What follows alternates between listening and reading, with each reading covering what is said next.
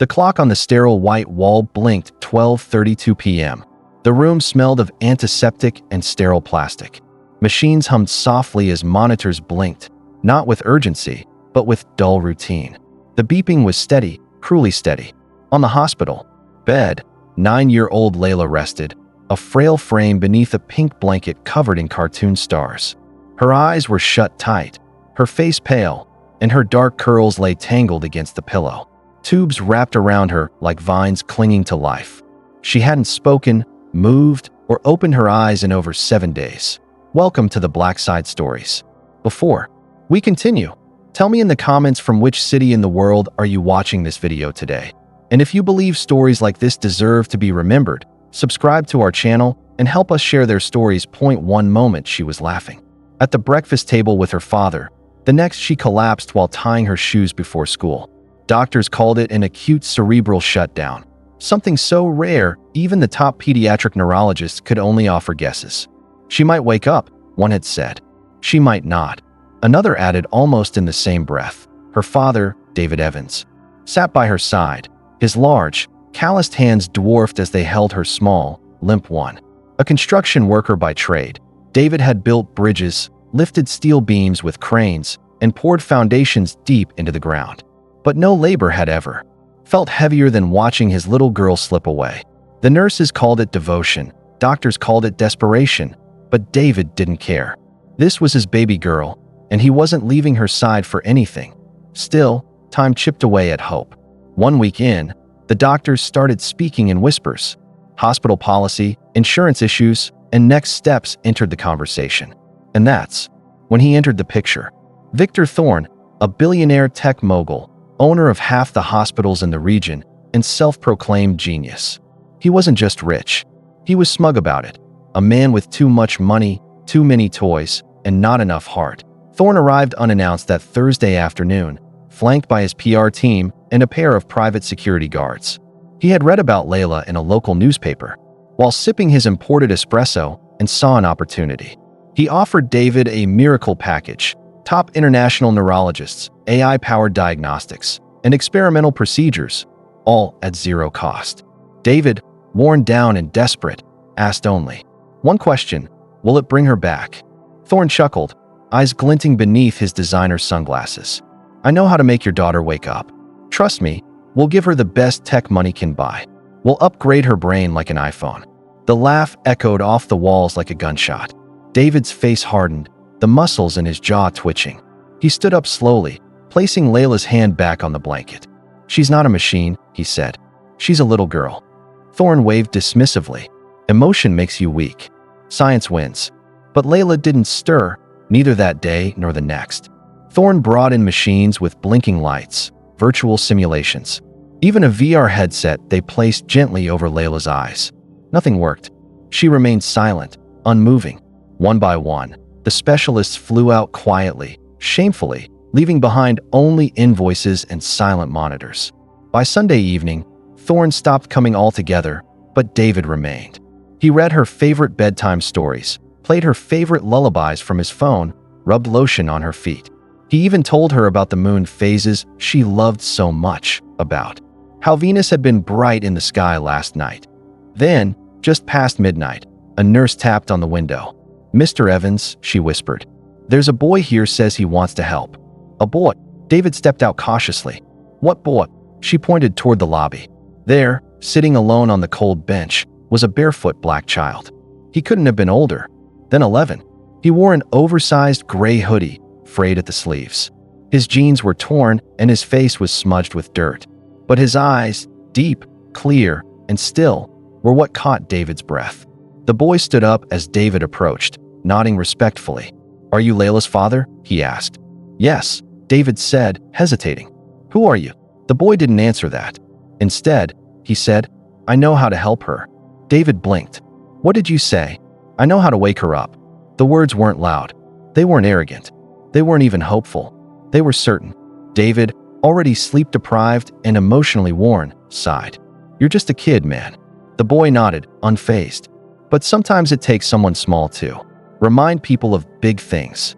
Listen, I appreciate the thought, but doctors couldn't help her. A billionaire couldn't help her. I don't think. She's not lost, the boy said softly. She's listening from far away, but she doesn't know if it's safe to come back. David's mouth went dry. The boy stepped forward. She needs something the hospital doesn't have. He looked David in the eyes. She needs your pain, your truth, the words you've hidden behind strength. David was stunned. Who are you? The boy didn't answer. Can I sit with her? Every instinct told David to say no, but something deeper, something old, and aching inside him, nodded. All right, he whispered. The boy entered Layla's room and stood beside her, placing one hand lightly on her head.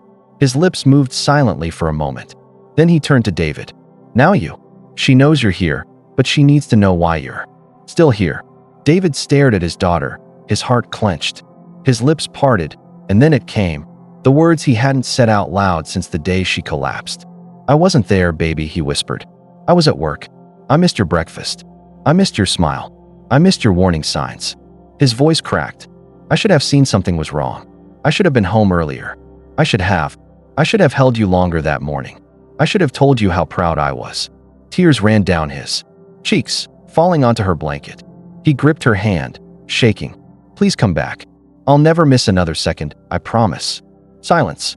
And then the heart monitor blipped a little faster, just once. The nurse gasped. David blinked. Did you see that? I did, the boy said calmly. She's listening. Then, just like that, he turned to leave. Wait. David called. What's your name? The boy paused, hand on the door. They call me Isaiah, he said. I'll be back tomorrow. And he walked into the hallway, barefoot and silent, as if he belonged to another world entirely. David turned. Back to Layla. Her fingers twitched slightly, and for the first time in a week, the machines blinked with a different rhythm. Not routine. Hope. The sun had barely broken over the horizon, but David hadn't moved from his daughter's side. His back ached. His eyes were red and dry, but he refused to rest. Because sometime during the long hours of night, Layla's left index finger had twitched again, this time without a monitor's prompt. It was like a whisper from the other side, faint, fleeting, but real. No one else had seen it. No one else needed to. He had as daylight poured through the hospital blinds. A new nurse on shift rolled her eyes when David spoke of the boy. No visitor was signed in last night, she said, tapping her tablet. And no child was on the security footage either. Are you sure you weren't dreaming? David said nothing, just stared at the small pink blanket rising and falling over his daughter's chest, because he knew Isaiah had been real. The moment that boy touched Layla's head, something shifted in the room. Not just physically, but spiritually. Like a window opened somewhere in the universe. Still, he wondered, where did Isaiah go? Where did he come from? He had spoken like someone who had known Layla her whole life. Like someone who had known him. Not the version of himself wearing grease-stained jeans and holding hope together with raw knuckles, but the man who used to believe that love was louder than fear.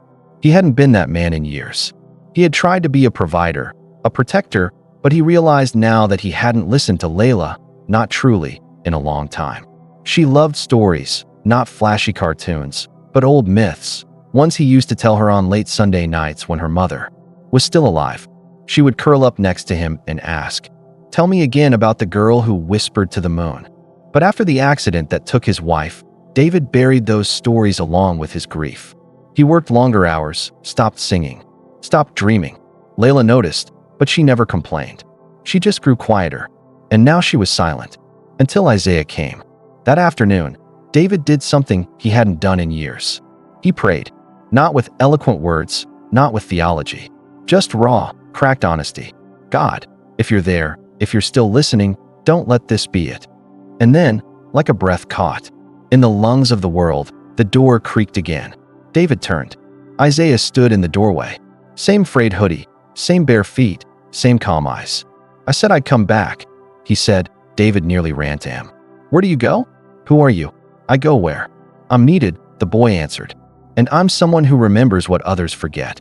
Isaiah walked to the bed, gently placed a hand on Layla's wrist, and closed his eyes. She's closer today. David's heart jumped. Closer? She's been listening, Isaiah said. Your voice reached her yesterday, but now she needs something else. Tell me, David whispered. She needs the song. David's face twisted in confusion. Song?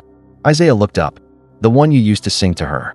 Before the fire, before the quiet, David stumbled back like he'd been punched. There was only one song. A lullaby, not recorded anywhere, not shared. Just his voice in the dark, carrying the melody of a story from his childhood, one his grandmother used to sing when he was scared. There's light in the shadows and stars in the rain. Hold on, little dreamer, you'll fly once again. He hadn't sung it since the day they buried his wife. His throat tightened. I can't. Yes, you can, Isaiah said softly, because she still remembers it. And so do you. The hospital room faded in David's eyes, replaced by a tiny living room with soft yellow curtains, a little girl on his lap, her head on his chest, their world warm and whole. He blinked hard, the memory shattering, but his heart remembered. So he sat beside her bed and cleared his throat. It cracked, his voice trembled, but he began. There's light in the shadows and stars in the rain. He paused, emotion overwhelming him. Isaiah nodded again, and David did. Hold on, little dreamer, you'll fly once again. A long, low beep came from the monitor. David panicked, but then saw it. Her heart rate was rising, not dangerously, but steadily. Then her fingers twitched, once, twice. The nurse on duty gasped. She's reacting to the music. Isaiah looked at David. You gave her something to come back to. Now she knows the way. David wiped his eyes. Why are you helping us? You don't know us. Isaiah stepped away from the bed. You're wrong. I do know her. David stiffened. Isaiah took a breath. Not her name, but her heart. He looked around the room. Because I was a child once who cried in a bed like this. Alone. Afraid. No one ever came for me. No songs. No hands holding mine. I waited and waited. But no one told me to come home. Silence choked the air. I promised if I ever got the chance to change that, I would. David fell to his knees beside him. You're like an angel. Isaiah didn't answer. He just turned to Layla and whispered, You've been found. Then he stepped toward the door. Will you come again tomorrow? David called out. The boy turned slightly. If she needs me, yes. But I think your voice is stronger now. Wait. David ran to the hallway. But just like before, the boy had vanished. This time David asked the receptionist, check the security cameras. No trace. But none of that mattered, because when he returned to the room, Layla's eyes were fluttering beneath her lids. She wasn't awake, but she wasn't gone. And for the first time in a week, David smiled. The ICU floor was unnaturally quiet. Doctors moved like whispers, machines beeped in steady rhythm, and in room 317, something holy lingered in the air. Not the sterile cold of medicine, but something soft, something warm. David had barely blinked since the night before. His voice was worn to a husk from singing the same song again and again, not because someone told him to, but because he saw how every single note brought his daughter closer. The monitors didn't lie. Her brain waves had stabilized. Her heart was strong. And this morning, at precisely 6:02 a.m., Layla's right hand, the one that had been limp for 7 days, reached for his. No one had coached her. No reflex test. No stimulus. She reached. David had crumbled, sobbing into her blanket. It was a movement that should have been impossible, a movement that had no scientific explanation. But David didn't care about science anymore. He only cared about faith and a boy with no shoes who had taught him to believe again. Doctor Lester stood by the window, flipping through her notes for the third time that hour. We don't understand this, she murmured, her voice equal parts amazed and skeptical. Neurologically, nothing explains this kind of spontaneous recovery in the absence of medication or surgical intervention. The nurse beside her looked baffled. So what do we chart it as? Dr. Lester hesitated, then whispered, Call it an anomaly. But David smiled from the corner, gently holding Layla's hand. You call it what you want, he said. But I know what. I saw what I heard. Dr. Lester raised an eyebrow. You think it's the boy? David nodded slowly. I don't just think it. I know it. That afternoon, David stepped outside for the first time in 3 days. The world felt different. Everything felt different. The sun didn't feel like fire anymore. It felt like promise. He walked to the nearest convenience store, not for food, but for something very specific. A small spiral notebook, one he could fill with songs, stories, truth. Because Isaiah was right. Layla needed her father's voice, not the one buried under bills and burdens, the one that told her she was loved, safe, and never truly alone. David wasn't going to lose her again. Back at the hospital, David found something taped to Layla's window, a note, folded small, written in crooked blue pen. He opened it with shaking fingers. Sometimes the healing comes before the waking. Don't give up on her just because her eyes are closed. She hears you. Keep singing. David pressed the paper to his heart. Isaiah had come again, not in flesh, but in presence. The hospital had no record of anyone entering or exiting. No staff had seen him, but he had been there. Layla's breathing changed after that. It deepened, became more rhythmic, less labored, less mechanical. Her color returned in full. And then late that night, she spoke again. A whisper, a murmur, but unmistakable. "Daddy." David dropped the notebook. His legs went weak. He rushed to the bed and cupped her face in his trembling hands. "Layla? Layla, can you hear me, baby?" She blinked slowly, her lips barely moved. "You came back. I never left," he whispered, his voice breaking. A single tear rolled down her cheek. "Where's the boy?" she asked. David froze. You saw him?" She nodded slowly. "He said he was the echo that found me when I was floating and couldn't see. He sang until I heard your voice again." She closed her eyes. "He held my hand. He said, 'Your daddy's waiting on the other side of the dark,' and I followed the light." David felt the weight of her words settle into his soul, like a stone into water. "He led you back," Layla whispered. "He smelled like dust and bread. He laughed like sunlight. He said his name was Isaiah." Tears rolled freely now. "Sweetheart," David choked. "Isaiah is..." He didn't know how to finish. That sentence. An angel? A messenger? A miracle? Maybe all three. But Layla smiled faintly. "He said he didn't need wings to fly. Just faith." The next morning, news had already spread. The hospital was in quiet uproar. Whispered conversations, hushed hallways, because Layla's chart didn't make sense anymore. There were no medications listed to explain the recovery, no clinical trial. Just a girl who shouldn't have woken up, but did, because of a voice and a boy no one could find. Outside room 317, a young intern sat scrolling through security footage. He rewound, fast-forwarded, zoomed in, but Isaiah wasn't there. Not once. Not in any frame. The cameras showed David singing, crying, begging, but the hallway that Isaiah walked through? Empty. Every single time. The intern leaned back, goosebumps rising on his arms. "That boy," he whispered, "was never on camera." Meanwhile, David and Layla were holding hands, watching cartoons. She had color in her cheeks, a smile on her lips. Sleep still pulled at her eyes, but life had returned in full. "Tell me the story again," she said. "What story?" David asked. "The girl who whispered to the moon." David blinked. He hadn't told that story since. But she smiled, and he knew Isaiah had told her. She hadn't forgotten after all. Neither had he. That night, David didn't leave the hospital. He couldn't. Not yet. He stayed awake in a chair beside Layla's bed, notebook in hand, writing page after page. Stories, songs, prayers. He would never again let silence be his language. And just before midnight, he stepped into the hallway for some air. The wing was empty, lights dimmed. And then, out of nowhere, a voice. Soft. Familiar. "You did good, Mr. Evans." He turned, and there he was. Barefoot, same coat, same dirt-streaked cheeks, but this time smiling wide. David stepped forward. "Isaiah." The boy nodded. "She doesn't need me anymore. She asked for you." "I know," Isaiah said. "But now she has you." "That's better." David's eyes welled. "Will I ever see you again?" Isaiah tilted his head. "Maybe.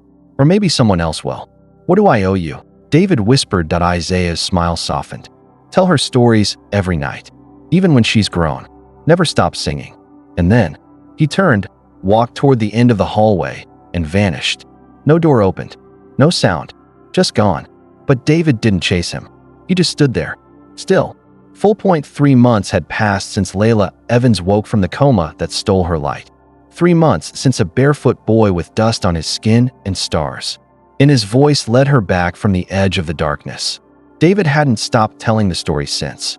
Not because it made sense, but because it mattered. He'd told it to reporters, to the hospital board, to skeptical doctors with clipboards and narrowed eyes. He told it to himself in the middle of the night when fear crept back in. But most importantly, he told it to Layla every single night. and she remembered every word. The doctors called it spontaneous neural reintegration. They said the coma was likely caused by an idiopathic cerebral shutdown. Big words. Words that danced around the truth. Words that didn't fit in the real story. Because no study, no EEG, no medical journal entry could explain what David had witnessed, what Layla had felt. She had described Isaiah's laugh, his touch, the way he smelled like bread and hope. She remembered what he said. "You're not lost. You're just not finished yet." Layla started therapy the week after she was discharged. Her steps were shaky. Her hands trembled when she held a crayon, but her will was unshakable. Each time her legs gave out, she whispered one name, Isaiah. Each time she wanted to give up, she hummed a tune, a lullaby David had never taught her. But Isaiah had. And David would sit by the piano every night after therapy, playing that melody, until she danced again. David sold the Range Rover first, then the lake house in Colorado, then the last of his trust fund investments. He didn't tell anyone, didn't feel the need to, because for the first time in his life, he wasn't buying anything. He was building, with time, with words, with truth. He used the money to launch a program called Voices at Dawn, a free art and music center for children in underserved communities, especially those navigating trauma, illness, or grief. Its slogan, "Where silence ends and healing begins." The first mural that went up on the wall was painted by Layla, a child with a coat too big and shoes too small, a hand extended from the darkness, offering a song. And beneath it, in big blue, brush strokes, he didn't have wings. He had faith. Reporters asked about the boy, of course.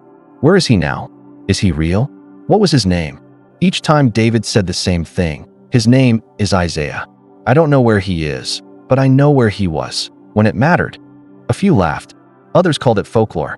But a few wiped their eyes, because they believed. And sometimes, belief changes more than facts ever could. Point one evening, Layla and David took a walk through the old neighborhood. She wore purple rain boots, even though it hadn't rained in days. "It's just in case," she said. "Isaiah told me the best surprises happen when you're ready for them." They stopped at a quiet street corner, the one near the closed-down train station. There, beneath the broken street lamp, stood an old man playing harmonica. A cardboard sign rested at his feet. It read, "You're not lost. You're just not finished yet," Layla gasped. "Daddy, look." David blinked, then walked over. The man smiled through a grizzled beard. His fingers were calloused, his clothes were worn. "Where'd you get that phrase?" David asked gently. The man shrugged. "Heard it from a little boy years ago. Said he traveled light, only carried truth. Used to play music with me till one day he just vanished." "Was his name Isaiah?" Layla asked. The man's eyes sparkled. "Well now, that was what he said, wasn't it?" Layla turned to David, grinning wide. "He's still out there, Daddy." David felt something bloom in his chest. "Yeah, I think he is." That night, Layla couldn't sleep. She stood by her bedroom window, staring at the moon. David walked in and sat beside her. "You okay, baby?" "I was thinking," she said, hugging her stuffed giraffe. "What if Isaiah finds another little girl who's lost? And what if she's scared? Like I was?" David brushed her hair back. "Then I hope someone is singing nearby." She nodded solemnly. "We should teach the world to sing." He smiled. "You want to do that?" "Yes, like you taught me. But bigger. Like everywhere. On the internet. On YouTube. On rooftops. In the middle of the night, when people feel the most alone." David hugged her close. "Then we'll do it." And they did. They recorded Layla's story, her drawings, her laughter. David recorded songs from the notebook he used in the hospital, raw, honest, trembling with love. They called the channel Isaiah's Echo. In 2 weeks, it reached 2 million views. In 4 months, they received over 10,000 messages from ICU beds, broken homes, orphanages, prison cells, lonely dorm rooms. Each one ended the same way. "I thought I was lost, but now I think maybe I'm just not finished yet." On the 1-year anniversary of her waking, Layla stood on a small stage at the Voices at Dawn Center. She held a microphone with both hands. Her knees trembled, but her voice did not. She sang the song Isaiah had taught her. And as she finished, David noticed a boy sitting in the back row. Barefoot, dusty coat, a soft smile. Their eyes met, and then he was gone. No applause, no sound, just faith. Miracles aren't always thunder and lightning. Sometimes they're dirt under your nails and stories at bedtime. Sometimes they're the voice of a father rediscovering his song, or a little girl's hand reaching through the dark, or a black boy no one believes in, laughing at the impossible until it isn't impossible anymore. Because the truth is, he didn't wake her up. He reminded the world. This has been the Black Side Stories. Until next time, remember, behind every great achievement is someone who stood watch, someone who believed, someone who preserved what matters when no one else was looking.